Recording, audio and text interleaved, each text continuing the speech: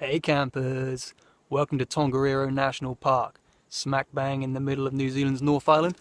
Camped up here last night, and tomorrow we're getting ready to climb Mount Doom, entering the land of Mordor itself. So obviously we're going to want to be hale and hearty, which is why today we're making kombucha. That's right. Now, what is kombucha, I hear you ask? Well, kombucha is a combination of either green or black tea mixed with sugar, and with the help of a special fungus called a SCOBY, over the course of 2 weeks the fungus devours all of the sugar and the tannin in the tea, leaving nothing but probiotic deliciousness good enough to drink. And what are some of the health benefits of kombucha? The health benefits of kombucha. Well, it's delicious, and it's got live active cultures, and did I mention it's probiotic?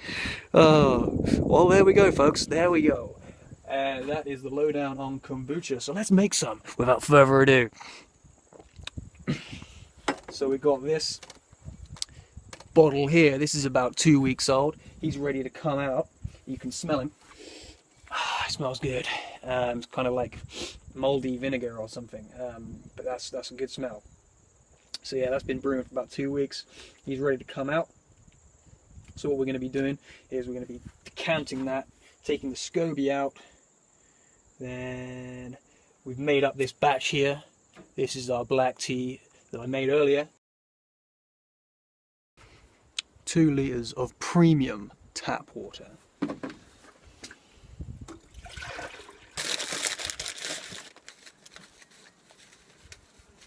One, two, 3 bags of premium black tea.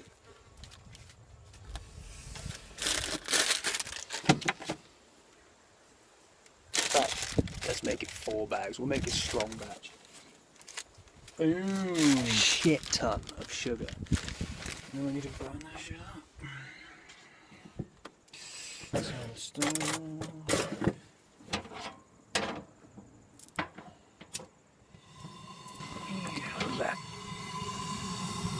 okay, so that's now been brought to the boil. It's looking like that. So that's my sweet black tea. Now, back to the future. So yeah, let's crack on. So, leave this on to keep the flies out. It's looking alright. I'm just going to pour the kombucha into a vessel. Now, kombucha doesn't actually like metal or metallic objects, but it's going to be in there for only a moment, so hopefully this saucepan will be okay. Ideally, I would have a sieve or something to reduce the amount of sediment. But hey, I'm living in a van. I don't have everything. Just enough to make do. This is not going to fit. I have to do it in a couple of batches.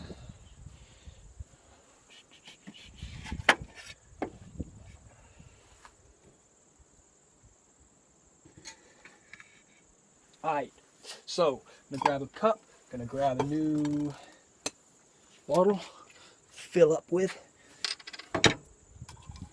We're just going to try and decant this without making too much of a mess. Already see myself making a hell of a mess. Smells good. I realize that pretty much everything I'm using is made of metal, which is like a big no-no in the world of brewing kombucha. Breaking all the rules. Breaking all the rules. So what I'm doing here, obviously, is I'm just taking out all the kombucha that's fermented and is almost ready to drink. So that we can add the new sugar and tea mixture to the SCOBY and give it food that can continue to feed off of. And you kind of need to do that every 10 days or 2 weeks, otherwise the SCOBY kind of starves. So that's what we're doing here. That's almost full, so I'm going to leave a little bit of space so we can put some fruit and things in there. Usually I like to put like ginger, lime and I don't know, apple, some spices. I've only really got an apple, so I guess we're just going to be using the apple today. Just quickly put the lid on that. It's another thing. Making kombucha, it's important to have dark glass. It doesn't really like sunlight. It also likes to be kept warm. And up until a few days ago, it's been warm in my van, but over the last few nights, it's been freezing as hell. So I hope that hasn't affected the kombucha in any adverse way. Continue to decant. All kinds of sediment in here. This is going to be a rough one. It's all good, baby. It's all good. And I'm just going to grab the SCOBY.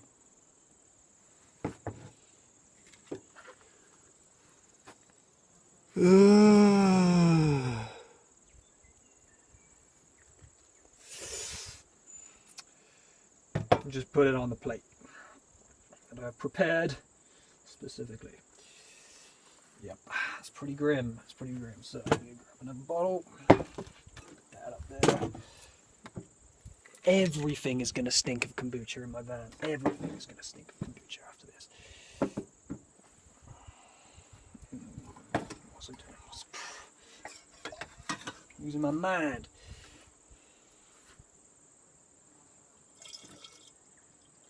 Oh man, the wasps are loving me. All this sugar and crap everywhere and just going nuts.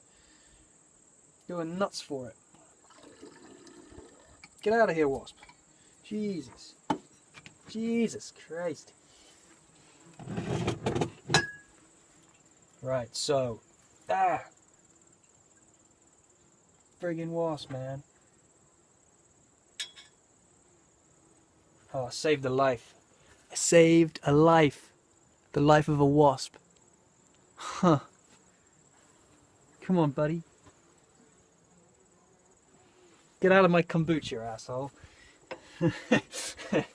Oh, jeez. Right. I need to rinse this out because this has got old crap in. We'll just need to give that a quick rinse.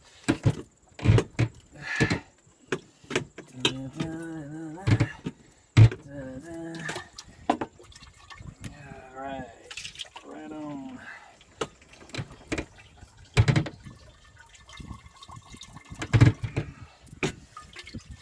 I should really give that a bit of a scrub down, but yeah, that'll do. That'll do. So, boosh. Now, here comes the fun bit. We're pouring the newly brewed up tea and sugar solution into the jar, and then we're going to put the SCOBY on top. We're just taking the tea bags out because we don't need those. Damn. Actually, this is still kind of warm.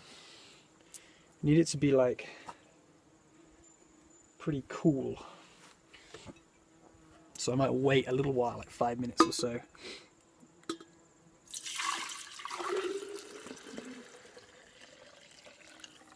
Damn, so I'm using black tea. You can also use green tea, as I mentioned earlier. Depends if you want quite a rich, dark flavor or like a light, fruity flavor.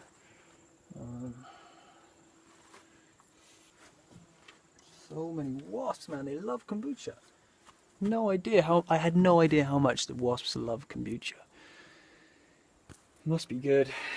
Must be good stuff. Come on, guys. Oh, these guys are getting drunk off this stuff. Falling over all over the place. Give us a friggin' minute here. Right, so while I wait for my tea solution to cool down, I'm going to cut my apple up. Now, the way you cut the apple is actually very important. Because you need tiny little strips, very thin, because otherwise you just don't get them out of the bottle again when you come to change brews. So tiny little strips, even smaller than that, I reckon. Dude, give me a minute.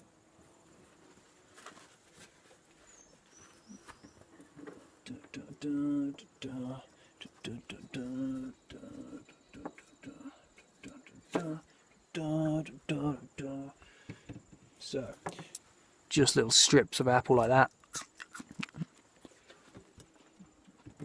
And what we do is we take our new batch and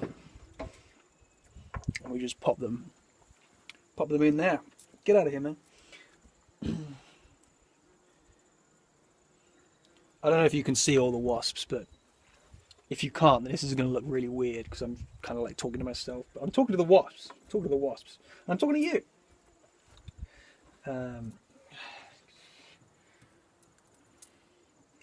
So yeah, just flavouring this one with apple, just putting the apple in. I like to sometimes use ginger. The last batch I made actually was really good. I put lime and chili in. Fresh chili. Phew, it was fiery. It was good. I'll make that again one day. It's one to remember. Chili and lime. Apple and ginger is another favourite. But you know, you can just experiment. You can just experiment. You can put anything in these things. The important thing is to flavour it after the fermentation process, because you don't really want to mess with the fermentation. It's got to just be tea and sugar. Black tea. Do not put milk in this tea. The SCOBY is very particular about how it takes its tea. You could teach living in your van and brewing kombucha 101. Yes, sirree, Bob.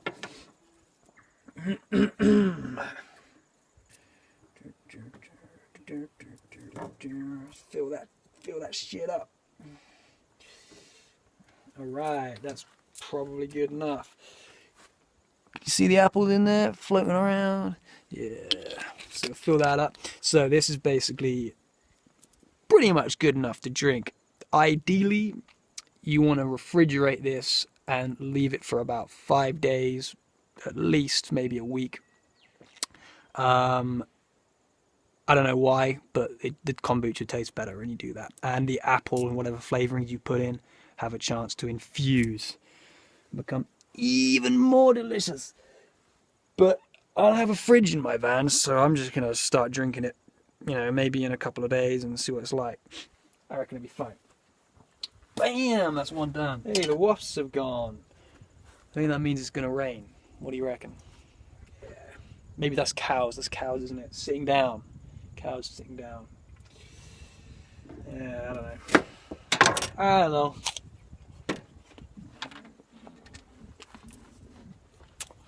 So, I've got like 1.5 litres of kombucha to get through. Should see me across the plains of Gorgoroth. Oh yeah, that's cold. That's ready to go. Okay. So yeah, basically, taking the SCOBY, we're trying to keep it still in its original shape. It grows to the shape of the jar. And it creates a seal around the top, or the surface of the liquid, so that no air can get in and no other bacteria. So it creates a monopoly over this sugary deliciousness that it then consumes. No other bacteria can get into it. So after a couple of days, this will just, it floats, like, as you can see, I'm sure. And after a couple of days, this will just seal off naturally. And then it will start the fermentation process. And all we do is just take a bit of J-cloth like this, put that over the top, keep any insects out, because as you've seen, the wasps love it. And these little fruit flies as well, they love it. So a bit of elastic. Keep it on. Jesus Christ. Get stuck on my fingers. And that is brewing kombucha in a van. Woo! Do you hear me, New Zealand? Do you hear me? Thanks for joining in. And yeah, stay classy, San Diego.